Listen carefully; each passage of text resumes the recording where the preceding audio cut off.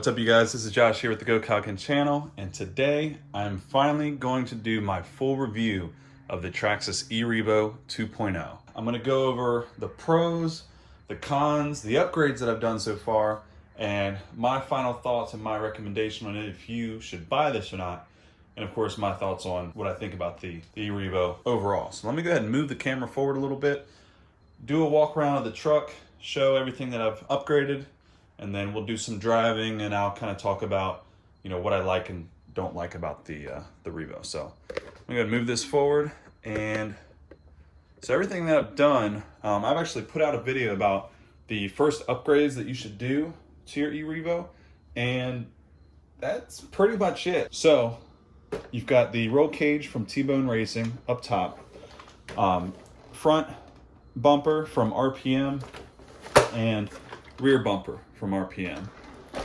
The last thing is these RPM body savers in the front and in the rear. And since putting those on, I haven't had a single screw come through the body. If you're wondering what these little holes are, if you're not new to the channel and you know that I've been kind of chasing 100 mile an hour with my Traxxas Bandit, you know that for a while when I had the Slash chassis on, I put this body on the Bandit because it was a little more aerodynamic. Didn't really have anything else to use at the time, and so that's what those screw holes are for. I'll eventually upgrade the body, or get a new body rather, but for now that's what I'm working with. So let me go ahead and take the body off, and as you guys can see, I'm still running stock system. So stock motor, stock ESC. I have ran the higher speed gearing in this, and there's been no issues whatsoever with heat. Of course, whenever I do high speed runs, I only run it a couple times and that's it, so that might be the reason why, but I found that this truck is the most fun in its stock gearing configuration. I have had to re-glue the tires, but I haven't had to replace them, so just keep that in mind. The tires have come loose. You can see here, actually, they're a little bit loose again. I can re-glue them, but what I really should go ahead and do is just buy a new set all the way around. Other upgrades I've done, I've put the E-Revo 1.0, or the original E-Revo, rear chassis brace that's aluminum. I did that so I could put these limiting arms, or limiting straps, back here, and it keeps these arms from dropping down too far. Now that helps with the shocks and keeping those ends from popping off.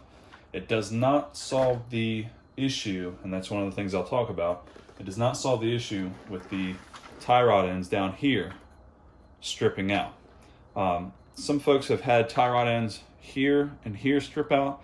I haven't personally. Mine's always been the one directly attached to the rear A-arm. So that's the one that's always given me trouble, and I have not found a solution. That's one negative thing about this. It's no fun, but you kind of deal with it. The good thing about that is it's really easy to get to swap out, replace, so no big deal. I do like to jump this E-Revo, and I'll do some of that in this video. So I have upgraded the springs. These are purple. I don't remember what the rate is for these springs as far as pounds, but I've got the purple ones out back and the blue ones up front. So you can see it's really quite bouncy, but it requires a lot of force to slap the chassis all the way down. But this truck can definitely take a jump, no problem. The only issue is as soon as these tires start to, you wreck and they go forward or backwards, that's where that tie rod end really rips out. That's it for upgrades. I know some folks have had issues with the stock servos. I haven't had any issue, so I'm not going to upgrade it until it breaks. So let's go ahead and drive it for a little bit. I'm actually going to switch over to my GoPro so that you guys can see what I'm viewing as I drive it. I used to run Traxxas batteries. Now I've been really liking these SMC batteries. So for this truck, I've got the 5200 capacity. These are 120C rated and 3 cells. So these just barely fit. That plugged in and turned on.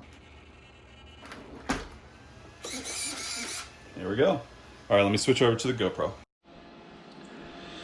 All right, so it's getting a little bit dark out, but hopefully you guys will still be able to see, no problem.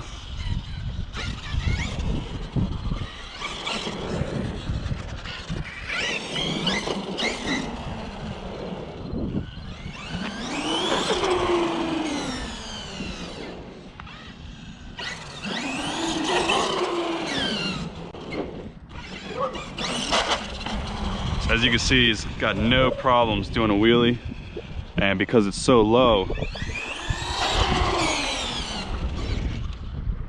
I was gonna say it's you know, really good with turning, but of course when you're on asphalt like this, if you do it sharp enough, you will roll over. But this is a lot more controlled than like an X-maxx or a max. So you guys can see that right there. Let's run through the grass a little bit.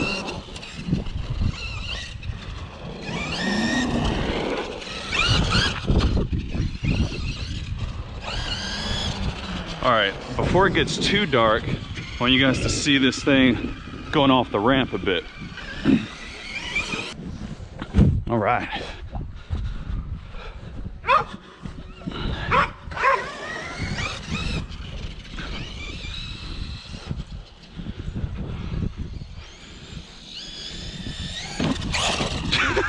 Whoops. Probably be better if I actually jump it off the ramp, huh? So you guys can see what this can do. Take it easy at first.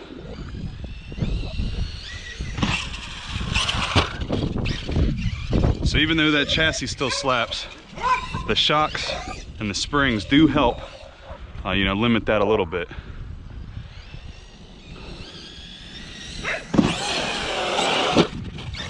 Easy backflips. All right, so I'm gonna turn the stability control all the way down. See if I can land a front flip here. Oh!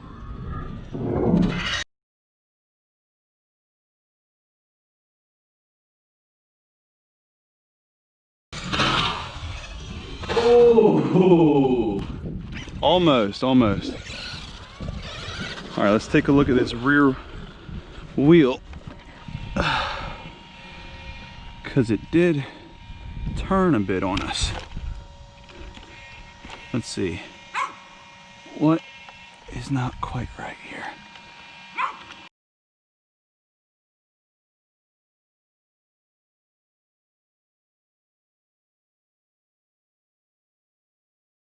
So this rear arm actually popped out. Let's see if we can get this fixed. All right, you guys, so hopefully you all know or will know that I will never ever bullshit you guys on what my opinion is on a vehicle. And if something happens even during a review video, I'm going to show you guys exactly what happened and, you know, try to weigh that in my opinion on whether to get a certain vehicle or not. So as you guys just saw, we attempted a front flip. Now granted, it wasn't the cleanest and the landing was okay, but this E-Revo is not as durable as some other vehicles if you're going to be in that quote-unquote extreme bashing, or if you're looking for an extreme bashing truck, monster truck, buggy, you know, anything like that. So if you're not going to be jumping, and I already had this opinion before I actually started doing this video, if you're not really going to be doing a whole lot of jumping with the E-Revo, this is a fantastic truck. It handles very, very well. It's extremely fun. It's got plenty of power on 6S, and on 4S, it feels like it's plenty strong, plenty fast, and it's more, you know, kind of a mild bash session on 4S. But if you have any intention on jumping regularly with your E-Revo or just any RC, I would not recommend getting an E-Revo 2.0. What I would recommend is one of these over here. So again, if you're gonna be into jumping, bashing, look to get an x-maxx. If you can swing the money, it is one of my favorites. It is my favorite RC car that I've got. And I've got 6 right now. I did have 7, had a mini E-Revo, but ended up selling that one.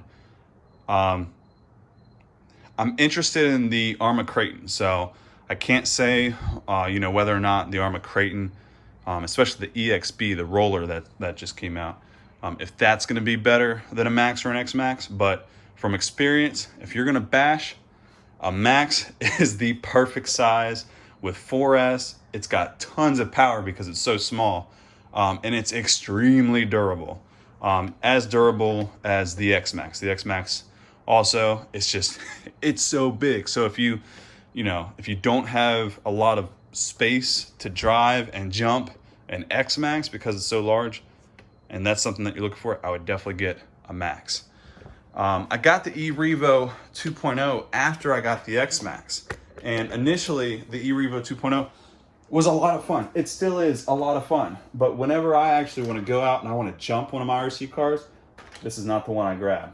I grab this one if I know I'm going to be grounded, but I'm driving off-road and I'm trying to have fun with it that way. So the good thing about Traxxas vehicles, and what I've noticed this compared to my Arrma Limitless, parts are available like nothing else. And I think I actually have an extra rear arm, because I think this pin back here just broke right through that arm. I've got an extra one, I believe, in my parts bin.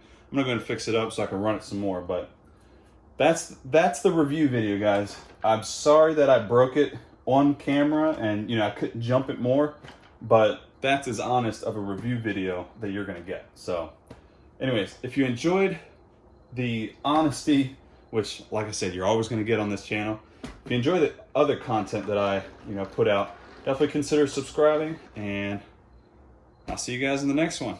Take care.